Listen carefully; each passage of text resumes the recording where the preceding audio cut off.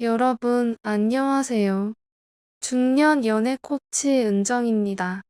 이번 수업에서는 외국인들과 실제로 잠자리한 남녀들의 경험담에 대해 말씀드리겠습니다.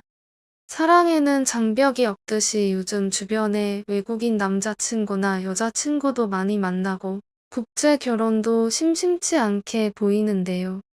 그래서 오늘은 외국에 유학을 다녀오거나 외국인 애인을 만나본 경험이 있는 분들의 따끈따끈한 리얼 생생 후기를 알려드리겠습니다.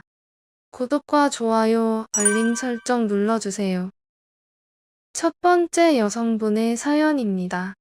이분은 미국에서 고등학교를 나왔다고 합니다. 미국에서는 파티를 수시로 했다고 하는데요. 파티를 하다 보면 술 먹고 눈 맞아서 바로 관계로 이어지는 그런 일이 비일비재했다고 합니다. 그러다 하루는 50대 미국 아저씨와 한 적이 있었다고 하는데요. 나이를 먹었는데도 크기도 그렇고 여자를 다루는 솜씨가 보통이 아니었다고 합니다. 그 당시엔 사연자분도 너무 어려서 뭐가 뭔지 잘 몰랐지만 지금 생각해봐도 확실히 달랐다고 합니다. 두 번째 여성분의 사연입니다.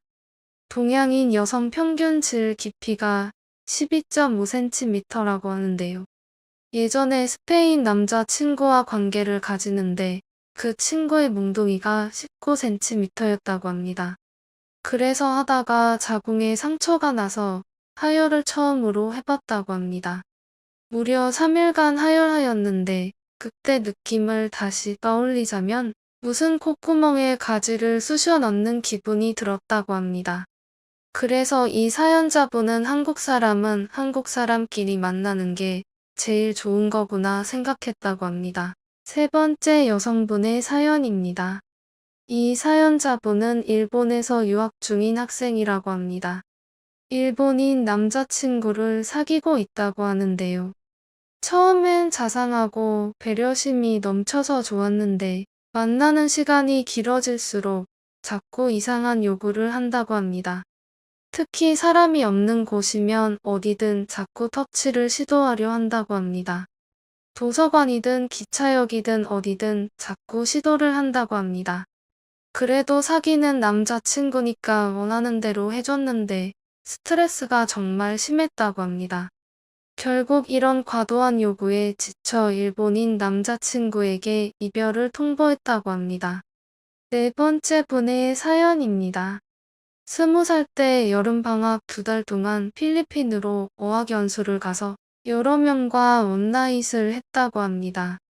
그런데 그러다가 곤지름이라는 성병에 걸리게 되었다고 합니다.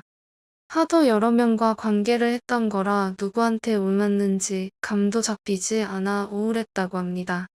나중에 한국에 돌아가서 부모님한테 솔직하게 얘기했는데 엄마가 울고불고 난리가 났다고 합니다. 그때만 생각하면 지금도 오싹하다고 합니다. 이 사연자분은 외국인들과의 관계는 그 뒤로 절대 안 한다고 하는데요. 호기심을 얻어 외국에 나가서 원나잇을 절대 하지 말라고 당부의 말까지 하였습니다. 다섯 번째 분의 사연입니다. 이 사연자분은 동성애자, 즉 레즈비언인 여성분인데요. 유학 기간 동안 미국과 스페인 그리고 러시아, 일본 여자하고 잠자리를 가졌다고 합니다. 다들 몸매가 너무 예술이었고 특히 러시아 친구는 정말 말로 표현할 수 없는 비현실적인 몸매를 가졌다고 합니다. 우리나라는 가슴 사이즈가 크면 보통 딱딱한데 서양 여자들은 말도 안 되게 부드럽다고 합니다. 운동을 많이 해서 그런지 아니면 원래 체질이 그런 건지 엉덩이가 탄탄하다고 합니다. 또 아래쪽이 꽉꽉 조여서 남자들이 왜 서양 여자를 좋아하는지 단숨에 이해가 되었다고 합니다. 여섯 번째 여성분의 사연입니다. 이 사연자분은 현재 프랑스 남자와 결혼을 한 여성분의 사연인데요. 프랑스 유학 도중에 4살 연하의 프랑스 남자를 소개로 만났다고 합니다. 중저음의 잘생긴 외모와 배려심 넘치는 성격이 너무 좋았다고 합니다. 또한 침대에서 프랑스 사람 특유의 자유분방함은 본인까지 자유분방한 여자가 되게 만들었다고 하는데요. 지금까지 경험했던 한국 남자와는 새롭고 신선한 모습이었다고 합니다. 또한 프랑스 사람들은 다른 사람 앞에서 사랑을 표현하는데 거침이 없다고 합니다. 도심 공원 곳곳에서 일광욕을 즐기며 사랑을 나누는 커플들을 흔히 볼 수 있다고 합니다. 한국은 유교적인 문화가 많이 자리 잡고 있기 때문에 공공장소에서의 애정 표현이 쉽지 않았지만 프랑스는 달랐다고 합니다.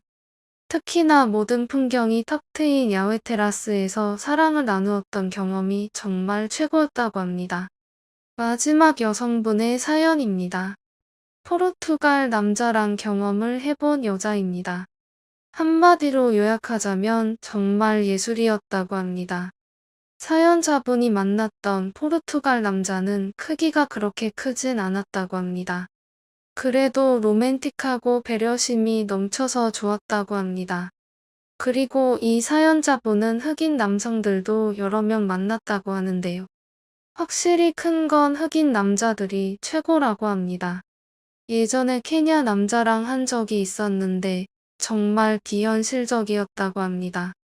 처음엔 정말 너무 아파서 울고불고 난리가 났지만 적응이 되고 난 이후에는 정말 최고였다고 합니다. 하지만 고통이 동반되었기 때문에 다시는 경험하고 싶지 않다고 말했습니다. 그런데 그러면서도 가끔씩 생각나는 그런 중독적인 맛이 있다고 합니다. 동양이든 서양이든 나이가 적든 나이가 많든 전 세계 남자들 모두 파트너를 홍콩 보내기 위해 정말 많은 노력을 한다고 합니다.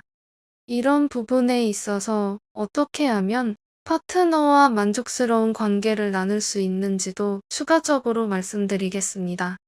우선 어떻게 해야 여자를 만족시킬 수 있는지 말씀드리겠습니다.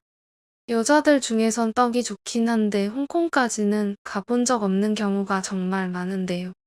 대한민국 여자들 중 50% 이상은 여기에 해당한다고 합니다. 이렇게 밖에 느끼지 못하는 이유는 아마 20대 때 오 선생님을 만나는 경우가 꽤나 드물기 때문입니다. 20대 때는 내가 좋아하는 남자가 좋아하니까 모텔을 가고 그러지만 절정은 도통 모르는 경우가 대부분이죠. 일본의 어떤 데이터를 보니 처음으로 오 선생님을 경험하는 여자들의 나이가 30대 중반이 가장 높았다고 합니다. 그렇다면 30대 중반 이상의 여자를 만족시키기 위해서는 어떻게 해야 할까요? 가장 중요한 건 봉사정신과 서로의 관계에 대한 대화, 그리고 끝없는 노력입니다. 기본적으로 관계에 대한 대화를 해야 합니다. 시작하기 전이나 관계를 마치고 난 후 좋았던 것과 나쁜 것들에 대한 이야기를 해야 한다는 말이죠.